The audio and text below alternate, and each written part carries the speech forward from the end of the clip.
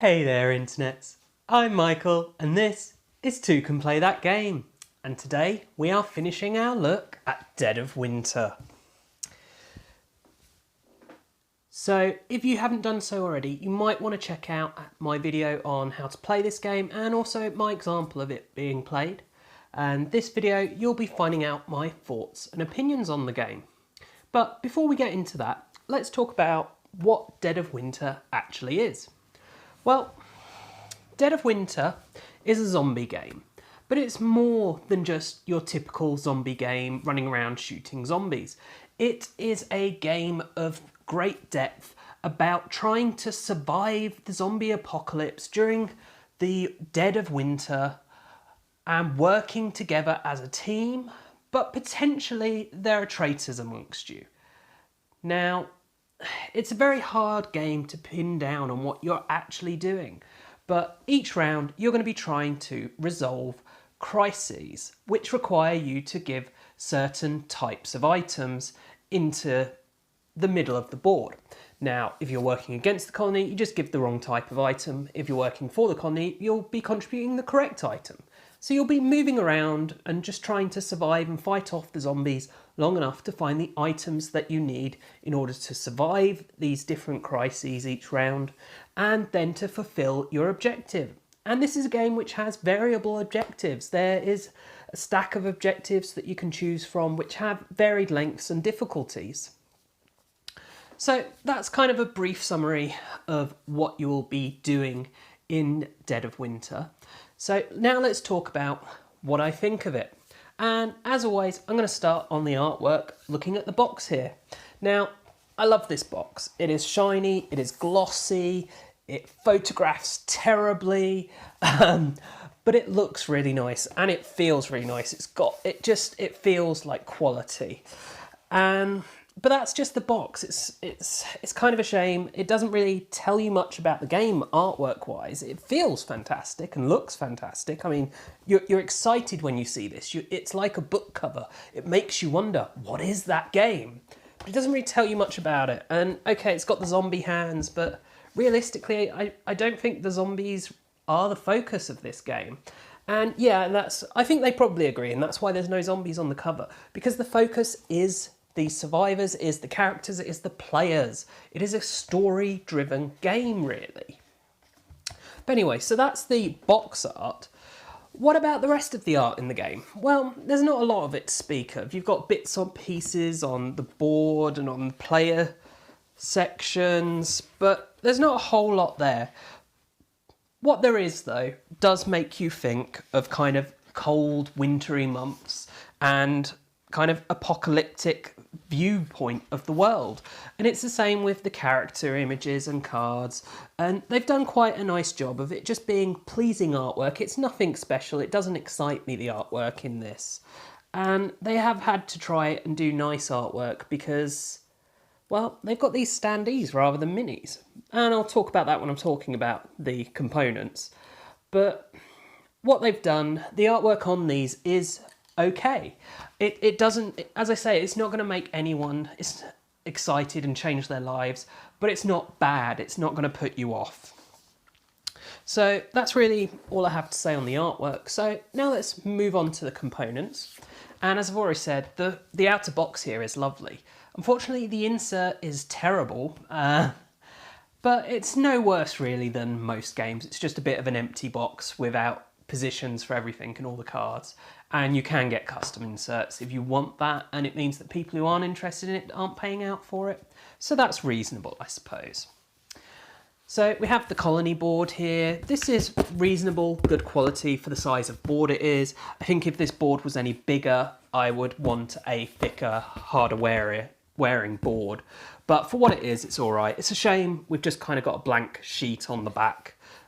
They could have at least put a drawing or something, just repeated artwork that they already have used elsewhere would have been nice, or even have a double-sided board with something different going on, potentially.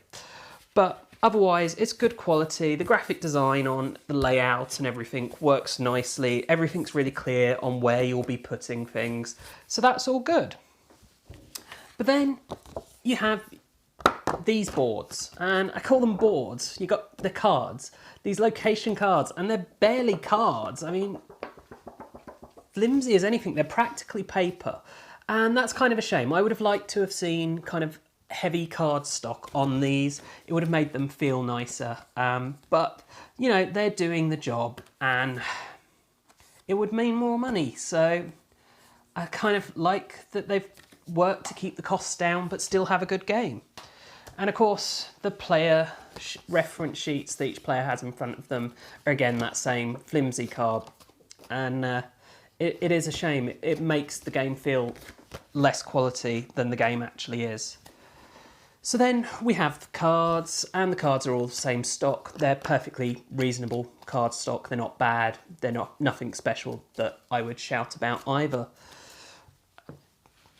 All the tokens, again, these are good, reasonable quality tokens, reasonable thickness. They're holding up well, but there's nothing special about them, just average weight tokens. One thing that is just different really is the knife as first player marker. It's different, but some people wouldn't even like the concept of you're passing a knife around and you're basically holding people to ransom is the idea, and that's why you're first player. Some people might, some people don't. So next I want to talk about the dice. So we have here the, what's it called? Exposure dice. I like that it's a different shape to normal. I know it's only a D12, but that's in essence 2D6, but it's slightly more than that because there is still only the one bite on there. It's just nice to have different size dice in games for a change. The actual quality of it is good, it's fine, nothing special. Then the D6s, I actually really like the D6s in this because they're quite a nice feel in the hand. I don't know if they're kind of heavier weight than some games might have their D6s, but these are really nice and good, and I like those. So, what's that leave us with? Well, these standees, and would I have liked to seen miniatures rather than these standees? I think the fact that they've used standees makes the game stand out as different, which is good. I think the standees that they've done are really good quality. The cardboard is really good fit cardboard. They sit in the bases well, and they stand up when they're in the bases well. There's no falling over, blowing over. They are high quality standees, and they do a really nice job. And it's nice that they are instantly visible and matched to the images on the cards for the people, for example, and that they've been able to cheaply have multiple zombie images, and that kind of adds nicely. And obviously, if they had had as many miniatures as they do standees, this game would cost a fortune because just the number of different survivors you can play with is huge. And then you've got all the different zombies as well. And I think in order to have had that many miniatures, the quality of the miniatures would have suffered. And I think they made the right choice to have the standees, which look nice and function nice, and keep the cost of the game down. I've not really said much in the way of good about the artwork or the components. You know, it's all been very modest. There's not been anything bad about any of it, but there's been nothing that really grabs you and makes you think this is a good game. But you know what? This was my favourite game of 2014, and I think a lot of people would agree with that. So why is it that despite it not being artistically or componently interesting, was it that? And obviously that's because of the mechanics. And a lot of people will compare this to other traitor games out there and say, well, it's just copying those or whatever. But you know what? I feel it improves on those. I think, okay, there are other traitor games that do this, but the whole fact that you don't know if there is a traitor is fantastic because you're always guessing. You don't know. And what enhances that is those secret objectives, and no other traitor game I've encountered has those secret objectives, just to point that out. So people might be doing things that you think are a bit suspect, but does that make them the betrayer? Or are they simply trying to achieve their own personal secret objective? And you never know, and it just makes the game so interesting. And it's just so tense, wondering who's doing what and why they're doing it. It is such a fantastic game mechanically. And okay, as I've said, there are other traitor games out there, but this is by far my favourite. And the theme has nothing to do with it. You could take this game and you could paste any theme on it.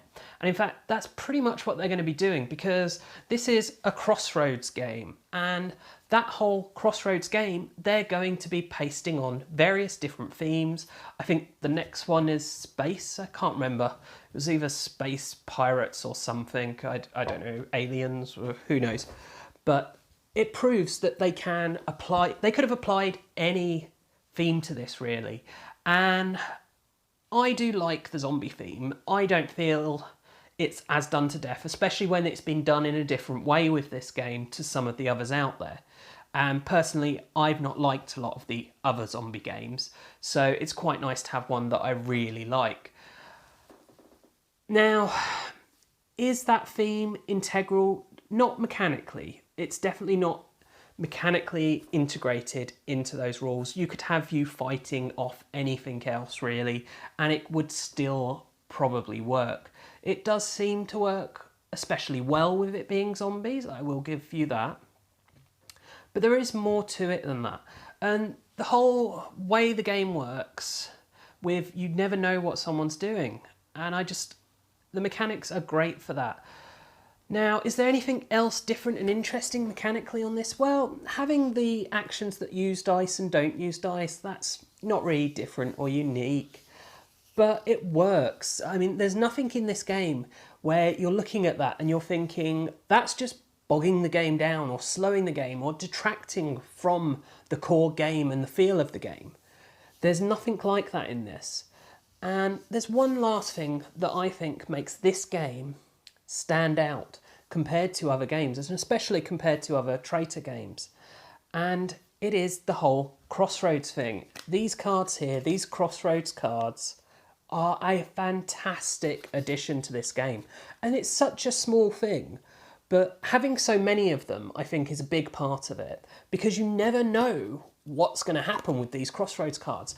They add so much randomness to the game, and not just randomness, but story, because they relate specifically to characters that you're using sometimes and things like that.